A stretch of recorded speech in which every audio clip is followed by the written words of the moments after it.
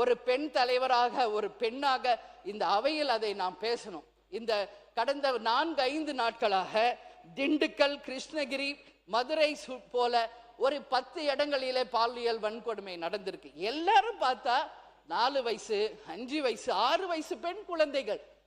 இது எந்த அளவு இது ஒரு கலாச்சார சீர்கழிவு என்பதை மனவேதனையோடு நான் பதிய வைக்கிறேன். இதுக்கு எல்லாமே மாணவர்கள் கொலை, பாலியல் வன்கொடுமை, அத்தனைக்கும் மிக மிக முக்கியமான ரூட் காஸ் என்னன்னா போதை, கஞ்சா போதை, டாஸ்மாக் தான். இது தவிர வேற ஒன்றும் இல்லை. யார் ஒருவர் போதைக்கு அடிமையாகிறாங்களோ மனிதனிலிருந்து மிருகமா மாறிடுறாங்க. அந்த மிருகத்துக்கு எதுவுமே தெரியாது. தாய்க்கும் தாரத்துக்கும் எவன் ஒருவருக்கு வித்தியாசம் தெரியலையோ அவங்க தான் இன்னைக்கு 4 வயசு, 2 வயசு, 9 வயசு குழந்தைகளை பாலியல் வன்கொடுமை செய்யறவங்களுக்கு.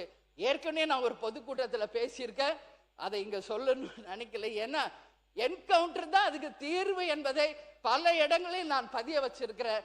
அதனால அது ஒண்ணுதான் தீர்வு. பெண்களாக அத்தனை பேர் இன்னைக்கு கொதிச்சு போயிருக்காங்க. அதுல ஒரே ஒரு உதாரணம் இன்னைக்கு நான் சுட்டி காட்டணும். திண்டுக்கல்ல தன் பேத்தியை தொடர்ந்து பாலியல் வன்கொடுமை செய்த ஒருவரை பல்வேறு வாட்டி அந்த அம்மா எச்சரிச்சும் அந்த ஆள் திருந்தல. அந்த அம்மா இங்க வச்சிருந்த ஒரு அறிவால்